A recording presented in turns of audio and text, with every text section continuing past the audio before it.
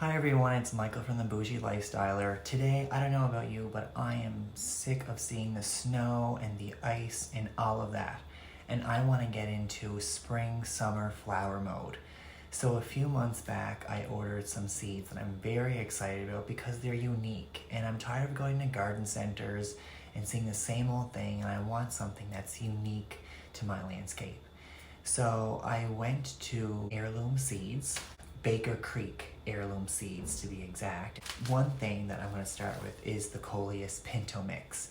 And these varieties are absolutely glorious.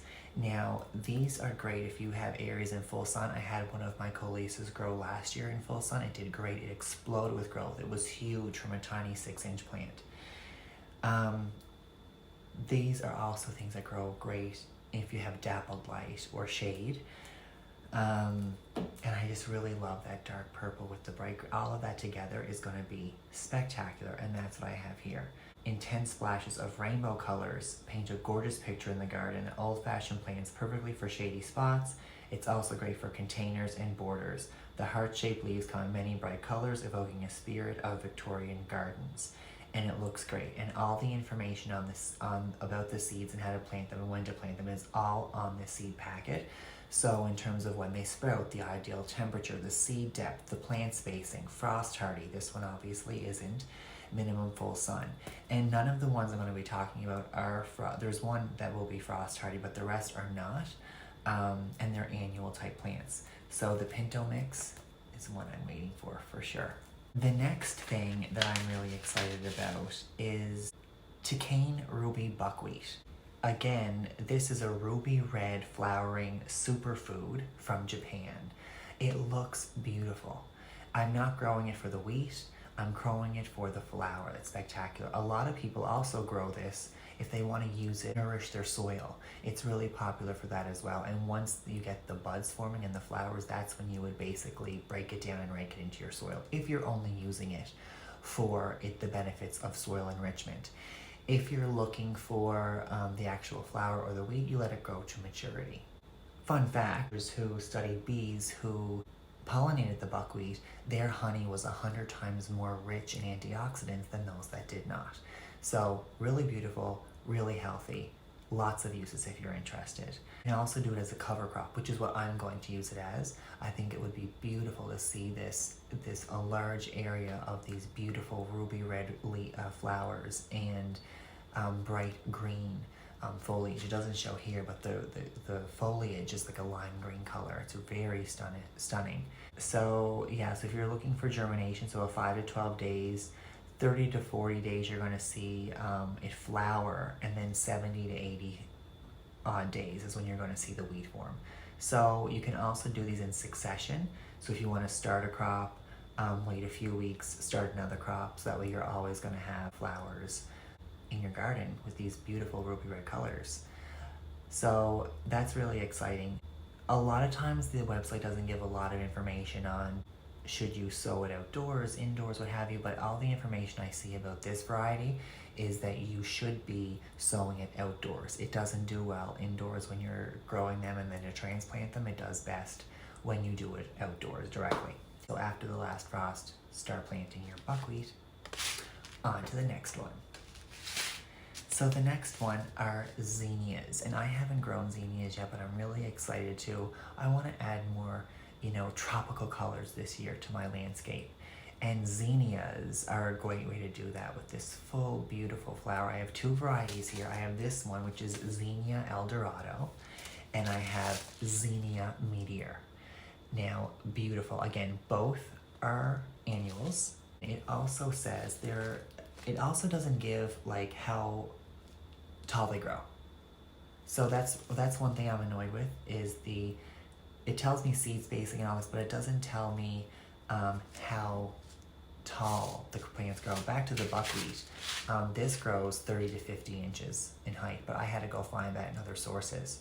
It didn't even tell me on the Heirloom website. These ones, most varieties of zinnia do not do well when transplanting, so to grow them indoors isn't really You don't get a lot of success with that. People who do recommend zinnia planting indoors, it's usually with the dwarf varieties, and I don't believe these are the dwarf varieties. Beautiful color. Can you imagine those two together? Ah, so exciting. After the last frost, we can direct sow these into the garden.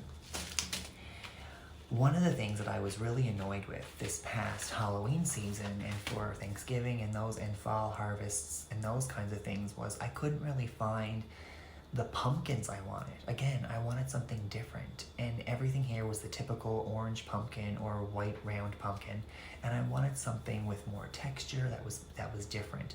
Again, Baker Creek heirloom seeds, perfect to find things that are different. So the first thing, I really wanted a flat white pumpkin, and this is the squash flat white boer pumpkin. It's popular in South Africa. They say it's really good if you want a really delicious, homemade baked pumpkin pie. Again, these can be direct seed, or you can set these out as transplants, according to this, after the last frost. Spacing, seed depth is on the packet. In terms of how large they grow, that's not always on there. So that's this one I'm excited about. The next squash, I'm not sure, I may be butchering this name. It looks like it's called the Marina di Chioggia. Possibly Chioggia. I'm not sure if I'm pronouncing that right, but again, look at this unique pumpkin. It's known as the sea pumpkin of Chioggia, if I'm pronouncing it correctly. And it's just beautiful. All the different hues of green. The flesh is apparently, according to the package, yellow-orange flesh. It's sweet. It's perfect for baking as well. Yeah, direct seed or transplants, again, for this one. And of course, whenever you're going to do something that's an annual or that's not frost hardy, you're going to plant it after your last frost. So same with these two varieties, it's going to be after your last frost as well. One of the things they did was send me a free seed packet, which I really liked. It is carrots. I wasn't really planning on planting carrots this year, but now that I have them, I may try them. And it is the Uzbek golden carrot. Apparently it's perfect in the traditional Uzbek pilaf. Yeah, so these are frost hardy.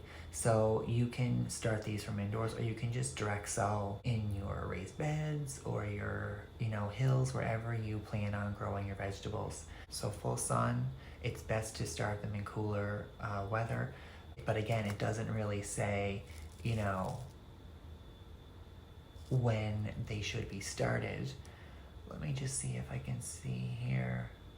Yeah, it doesn't say, but if you really want, if you can try to find more information on their website, see if there's more information about when to sow. So that's really it for this video. I'm really excited to start these, and when I do plant them, I'll take you on that journey to kind of see how they progress and how they worked out for me, and if I'll grow them again.